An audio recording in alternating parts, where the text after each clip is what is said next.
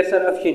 Student आज हम start करेंगे एक्सरसाइज नंबर 15। जैसे कि आपको पता है कि मैंने इससे प्रीवियस वीडियो में रिव्यू एक्सरसाइज नंबर 15 को सॉल्व कर दिया था। बहुत ही डिटेल से मैंने समझाया था राइट एंगल ट्राइंगल क्या होती है, किस तरह हम यूज करते हैं। और उस एक्सरसाइज नंबर 15 रह गई थी तो उसको हम चूंकि आपको पता है कि वो लेंथ ही है तो इसमें हम पार्ट्स में डिवाइड करेंगे, लेकिन आपके वादे के मुताबिक इंशाल्लाह एक एक क्वेश्चन जैसे कि पीछे प्रीवियस वीडियो में भी होता आ रहा है कि हर एक चैप्टर का एक एक क्वेश्चन मैंने किया है एक्सरसाइज का, तो इंशाल्लाह इसी की एक्सरसाइज का भी कोई भी एक भी क्वेश्चन छोड़ेंगे नहीं, इंपॉर्टेंट हो या ना हो, लेकिन मैं साथ साथ बताता रहता हूँ। इस चैप्टर में से 2 शॉर्ट क्वेश्चन और एक एमसीक्यू पेपर में आने वाला है, तो आपने अच्छे तरीके से करना है। और कुछ बोर्ड्स में इसमें से अंदर से लॉन्ग भी आता है। एक्सरसाइज नंबर 15 बहुत ही इंपॉर्टेंट है पेपर पॉइंट ऑफ व्यू से, और हर बोर्ड में से एक क्वेश्चन इसमें से आएगा। और एक रिव्यू एक्सरसाइज में जिन बच्चों ने मेरी प्रीवियस वीडियो नहीं देखी, यानी रिव्यू एक्सरसाइज नंबर 15 नहीं देखी, बेटा वो जरूर जाके वॉच करें।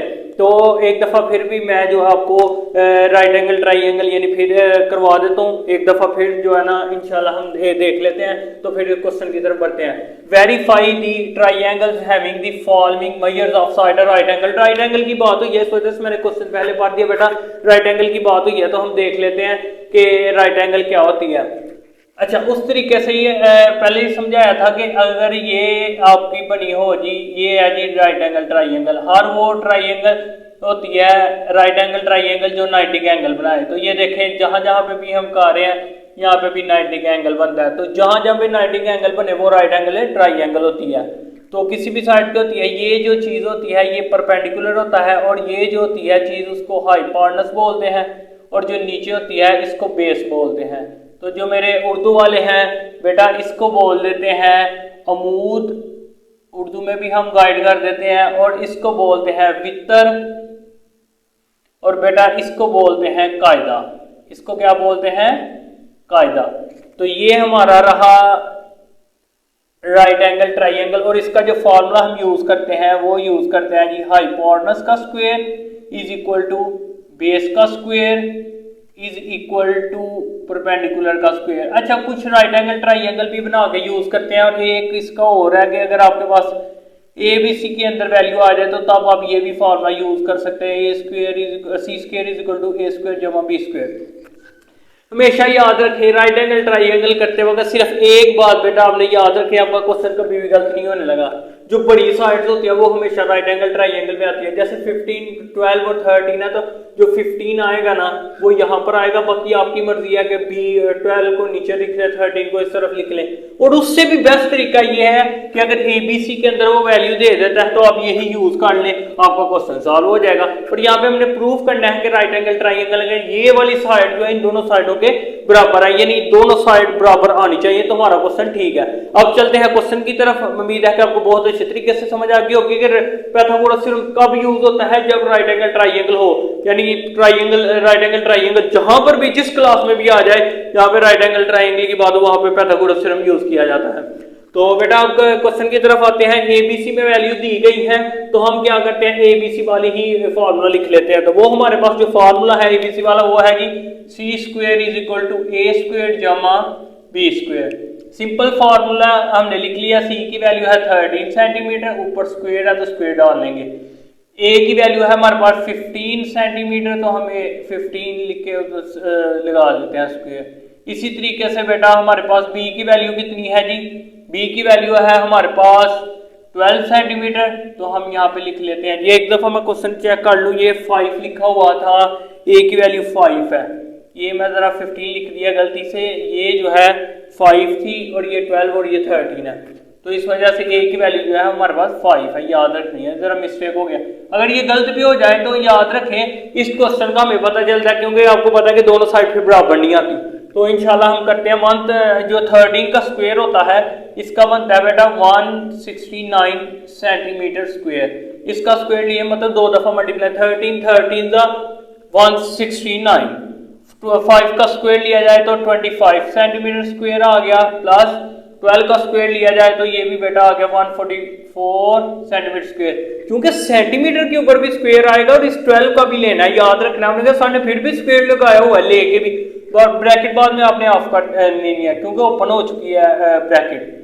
तो यहाँ पर आगे फर्दर स्टेप करते हैं। यहाँ पे एज इट आ जाएगा जिस तरह ऊपर लिखा हुआ है, बिल्कुल इस तरीके से बेटा आपने नीचे लिख देना है। 25 और 144 को जमा करेंगे तो ये बनता है 169 सेंटीमीटर स्क्वायर। तो ये देखें ये वाली साइड बराबर है, तो हम लिख देंगे नीचे दी ट्राइंगल इज राइट एंगल। जो ये ट्राइंगल है यानी दिस ट्राइंगल, उसने बोला था कि ये ट्राइंगल राइट एंगल ट्राइंगल है कि नहीं, हम लिख देंगे this triangle is right angle. ये राइट एंगल ही है, बिल्कुल ठीक है, राइट एंगल लिख दें बस। ठीक है, ये आपका क्वेश्चन हल हो गया। इसी तरीके से फर्दर 3 क्वेश्चन है, ये भी हम जल्दी जल्दी सॉल्व कर लेते हैं, बहुत ही आसान। C square is equal to A square जमा बी स्क्वायर। तो सी की वैल्यू हमारे पास बेटा 2.5 है, 2.5 सेंटीमीटर लिखा हमने साथ और स्क्वायर डाल लिया। ए की वैल्यू हमारे पास 1.5, तो यहाँ पे लिखेंगे 1.5 सेंटीमीटर, स्क्वायर है तो स्क्वायर डाल लिया। बी की वैल्यू हमारे पास बेटा 2 सेंटीमीटर है, तो स्क्वायर है तो स्क्वायर डाल लिया। इसका स्क्वायर लेंगे यानी 2.5 और 2.5 को मल्टीप्लाई करेंगे तो जवाब आएगा 6.25 सेंटीमीटर स्क्वायर। तो 1.5 का स्क्वायर लिया जाए तो 2.25 सेंटीमीटर स्क्वायर होता है। तो बेटा 2 का स्क्वायर लिया जाए तो हमारे पास 4 और 7 सेंटीमीटर स्क्वायर आ गया। इस तरीके से ये एज इट आ जाएगा जी 6.25 सेंटीमीटर स्क्वायर, और ये हमारे पास आ जाएगा इन दोनों को जमा करके 4 तो 6.25 सेंटीमीटर स्क्वायर। तो बेटा ये भी हमारी प्रूफ हो गया। तो हम नीचे लिख लेते हैं जी इसका रिजल्ट कि दिस ट्राइंगल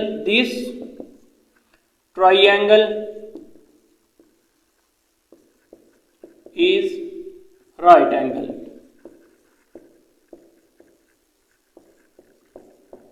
कुछ ट्राइंगल भी बना के करते हैं, मैंने आपको आगे बताया कि अगर कोई ट्राइंगल बना के आप करना चाहें तो बस ये यानी ये फार्मूला लगाना चाहें तो लगा सकते हैं। यहाँ पर ये बात याद रखनी है कि जो सबसे बड़ी साइड होगी, जो सबसे बड़ी वैल्यू होगी यानी 13 है, तो वो आपने यहाँ पर लिख लेनी है। बाकी आप जहाँ पे मर्जी लिखे हो, ये फार्मूला लगा के भी आप सॉल्व कर सकते हैं, कोई इशू नहीं है।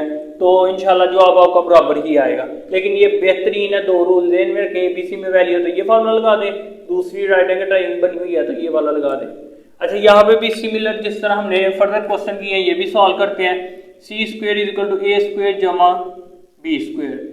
तो सी की वैल्यू क्या है हमारे पास 15 सेंटीमीटर हम लिख लेते हैं, और ए की वैल्यू हमारे पास 9 सेंटीमीटर तो वो लिखी है हमने, ऊपर स्क्वायर है तो स्क्वायर डाल दिया। ये 12 सेंटीमीटर है तो 12 सेंटीमीटर, ऊपर स्क्वायर है स्क्वायर डाल दिया। ये आ गया 225 सेंटीमीटर स्क्वायर, और ये आ गया 81 सेंटीमीटर स्क्वायर, और ये आ गया 144 सेंटीमीटर स्क्वायर। तो ये तो आ गया हमारे पास 225 सेंटीमीटर स्क्वायर, और ये हमारे पास दोनों को जमा करेंगे तो ये भी हमारे पास 225 सेंटीमीटर स्क्वायर ही आएगा। ये ना समझ लेना कि ये सेंटीमीटर स्क्वायर क्या हो गया जी, ये 4 बन गई। बेटा इस तरह नहीं होता, ये प्लस सेम अगर हो तो फिर ये जमा होते हैं। जैसे हमारे पास 2x हो तो जमा 2x करें तो जो आप 2x स्क्वायर तो नहीं आता, 4x आता, क्योंकि जमा हो रहा है, मल्टीप्लाई नहीं हो रहा। मल्टीप्लाई करेंगे तो फिर ये स्क्वायर 4 बन सकती है इस तरह। तो यहाँ पे भी बेटा हमने वही चीज लिख देनी है जो आगे लिखी थी, this triangle is right angle, this triangle is right angle. इसी तरीके के बेटा क्वेश्चन नंबर 4 भी बिल्कुल हमने इसी तरीके से करना है, वो भी सॉल्व करते हैं। फॉर्मूला वही है, C square is equal to A square जमा बी स्क्वायर। तो सी की बेटा हमारे पास वैल्यू है जी 34 सेंटीमीटर। इसी तरीके से ऊपर स्क्वायर लगाएंगे। ए की वैल्यू हमारे पास 16 सेंटीमीटर है तो वो लिखा हमने। बी की वैल्यू हमारे पास है जी 30 सेंटीमीटर, तो वो हमने लिख लिया। इसी तरीके से इसका मैं जरा चेक कर लूँ कैलकुलेट से, मेरे ख्याल से 1156 आता है, लेकिन एक दफ़ा कंफर्म कर लें क्वेश्चन ना गलत हो जाए हमारा। तो ये 34 का जब हमने स्क्वायर लिया तो बेटा यही आ रहा है जो मैं कह रहा था 1156। तो ये हमारे पास आ जाता है जी 1156 सेंटीमीटर स्क्वायर, और यहाँ पर आ गया 256 सेंटीमीटर स्क्वायर, और ये तो हमारे पास 900। ठीक है, मतलब 2 दफ़ा 13 मल्टीप्लाई 13 इस तरह लिखना होता है ना, इस वजह से। तो ये भी हमारे पास आ गया जी 1156 एज इट आ गया सेंटीमीटर स्क्वायर, और ये भी हमारे पास 1156 सेंटीमीटर स्क्वायर एज इट आ गया, प्लस करके आ गया। तो बेटा नीचे हम लिख लेते हैं इनका result, this triangle is right angle, this triangle is right angle. बेटा अब हम करते हैं जी नेक्स्ट क्वेश्चन। पहले 3 क्वेश्चन हम इंशाल्लाह इस लेक्चर के अंदर करते हैं जी क्वेश्चन नंबर 2 और 3। तो अब बेटा करते हैं क्वेश्चन नंबर 2। क्वेश्चन नंबर 2 और 3 जो है इस पार्ट के अंदर करेंगे, बाकी इंशाल्लाह नेक्स्ट पार्ट के अंदर। ये भी बहुत इंपॉर्टेंट है। वेरीफाई दैट ए स्क्वेयर जमा B square, A square minus B square and A B are the measures of side of right angle. जब भी राइट एंगल की बात आ जाए तो मैंने कहा था आंखें बंद करके पाइथागोरस थ्योरम इस्तेमाल कर देना है। Triangle A and B are two real number, A तो बी दोनों रियल नंबर है, मतलब कोई भी नंबर है, ठीक है। और नंबर्स जो है उसने बताया कि इस तरह के ए बड़ा है और बी से, मतलब जिसकी तरह इनक्वालिटी का मुंह खुला होगा वो बड़ा होगा। तो ये कह रहा है ए बड़ा है बी से, यानी कि इस तरह मुंह खुला है इनक्वालिटी के इस तरह। ए ग्रेटर देन है बी, यानी वैसे भी पढ़ने का तरीका राइट हैंड का हो तो ग्रेटर पढ़ा जाता है, लेफ्ट हैंड का हो तो स्मॉलर देन। अच्छा, अब ये तो हमने पढ़ लिया क्वेश्चन। इसमें राइट एंगल ट्राइंगल सबसे पहले हम बना लेते हैं। तो मैं अगर यहाँ पे बनाऊं, ये ले जी हम बना लेते हैं जी यहाँ पर पहले ये हमने बना ली राइट एंगल ट्राइंगल, ठीक है, कि यहाँ पर जो है ना 90 का एंगल बना है। लेकिन ये नहीं समझ आ रही कि 3 साइड है, कौन सी साइड। सब मैंने कहा जो सबसे बड़ी साइड है उसको हमेशा बॉक्स के सामने रखते हैं, मतलब वो यहाँ पर आनी चाहिए। तो ये नहीं ना पता तो हम कंफर्म कर लेते हैं कि ये तो उसने बताया होगा ना, वैल्यू पुट करके चेक कर लेते हैं। जैसे ये देखिए मैं यहाँ पर चेक करता हूँ, ए स्क्वेयर जमा बी स्क्वेयर है ना, और नीचे है जी एक है ए स्क्वेयर माइनस बी स्क्वेयर है, और एक है जी साइड भी आप काट लेंगे ताकि उसको भी पता चल जाए ए टू ए बी है, ठीक है। तो एक उसने बात की है जी ए बड़ा है बी से, तो हम क्या करते हैं जी ए की वैल्यू जो है ना वो रख लेते हैं अपने से ही, रख लेते हैं 2 क्योंकि बड़ा है, और बी की 1 रख लेते हैं अपने से, वैसे रखा है क्योंकि उसने कहा था ए बड़ा है, तो ये देखिए बड़ा ही है। तो हम चेक कर लेते हैं, इस तरह हमें पता चल जाएगा। देखिए 2 का स्क्वायर जमा 1 का स्क्वायर, तो ये आ रहा है 4 जमा 1 मतलब 5। इस तरह हमें पता चल जाएगा जो सबसे बड़ी साइड कौन सी है। फिर यहाँ पे भी सेम रखेंगे जी 2, ए की जगह 2 और इसकी जगह 1, दरमियान में माइनस है तो माइनस लगाएंगे, ठीक हो गया ना। तो ये बन जाता है 4 - 1, आंसर आ गया 3। और लास्ट वाला है 2, ए की वैल्यू 2 है और इसकी वैल्यू 1, तो ये आ गया 4। तो सबसे बड़ी साइड इसका मतलब ए स्क्वायर जमा बी स्क्वायर है, उसको हमेशा हमने याद रखें, सबसे बड़ी साइड को हमेशा यहाँ पे रखना है। बाकी 2 जहाँ पे मर्जी रख लें, कोई इश्यू नहीं है। एक फिर हम यहाँ पे रख लेते हैं 2ab यहाँ पे लिख लेते हैं, एक ही बात है, कोई इश्यू नहीं है, क्योंकि बाकी दोनों प्लस के साथ दूसरी तरफ आ जाती हैं, यहाँ पर माइनस वाली साइड आएगी, ठीक है। ये हमने बना लिया। अब हम पाइथागोरस थ्योरम के अंदर वही हमने रूल पढ़ा था वही लगा लेते हैं, हाइपोटेनस वाला, क्योंकि एबीसी में वैल्यू नहीं दी गई। Hypotenuse square is equal to base का स्क्वायर जमा परपेंडिकुलर का स्क्वायर। तो हाइपोटेनस बेटा क्या है, ये हाइपोटेनस है, पहले ही पीछे अब मैंने इसी लेक्चर के अंदर आपको बताया ये हाइपोटेनस है। तो हाइपोटेनस हमारे पास आ गया, बॉक्स के सामने हमेशा हाइपोटेनस होता है, तो ये स्क्वायर आ गया। बेस क्या है हमारे पास बेटा, ए स्क्वायर माइनस बी स्क्वायर है, वो हमने यहाँ पे लिख दी, और परपेंडिकुलर हमारे पास 2ab है। देखिए क्योंकि ये इधर आ जाए ये इधर आ जाए कोई इश्यू नहीं है, बस हाइपोटेनस को पता होना चाहिए, वो आपने बड़ा साइड पे रखना है। यहाँ पे एक ही फार्मूला यूज हो रहा है जो हम बचपन में भी करते आते हैं, ये ए जमा बी का होल स्क्वायर, ए स्क्वायर जमा बी स्क्वायर, मैं यहाँ पे लिख देता हूँ ए स्क्वायर जमा बी स्क्वायर जमा 2ab। तो अगर माइनस आ जाए तो फिर वो माइनस का बन जाता था, पढ़ा हुआ है हमने, ये बचपन में भी याद किया हमने। वैल्यू ए यार ये बी है, ओपन करते हैं जी, ए का स्क्वायर यानी ए स्क्वायर का स्क्वायर जमा बी का स्क्वायर यानी इसका स्क्वायर आ गया, जमा 2ab, 2a हमारे पास ए स्क्वायर है और बी जो है बी स्क्वायर।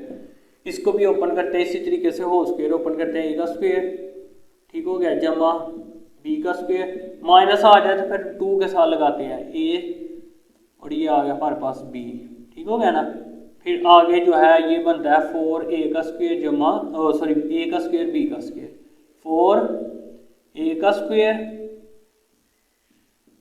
बी का स्क्वायर।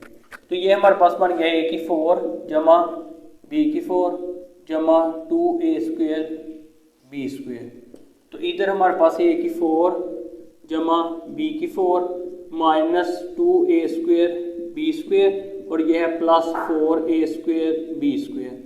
तो फाइनली बेटा ये देखें हमारे पास जो है a की 4 b की 4 plus a square B square यानी जमा 2a स्क्वायर बी स्क्वायर, और ये a की 4 और b की 4 तो ऐसे ही आएगा, लेकिन माइनस प्लस क्या हो गया, माइनस, तो साइन बड़ी रकम का, साइन 4 बड़ा है तो इसका प्लस आएगा, 4 में से 2 निकाले तो 2, ए स्क्वेयर बी स्क्वेयर। तो ये देखिए ये वाली साइड ये साइड बराबर है, इस वजह से हमारा ये क्वेश्चन ठीक है। तो हम उसी तरीके से लिख लेते हैं this triangle is right angle, जो कि बेटा आगे भी हमने लिखा था, this triangle is right angle. ठीक हो गया बेटा। इसी तरीके से ये तो क्वेश्चन बहुत ही आसान है, ये पेपर में आया भी था इस दफ़ा, गुजराले बोर्ड के अंदर भी आया था इस दफ़ा।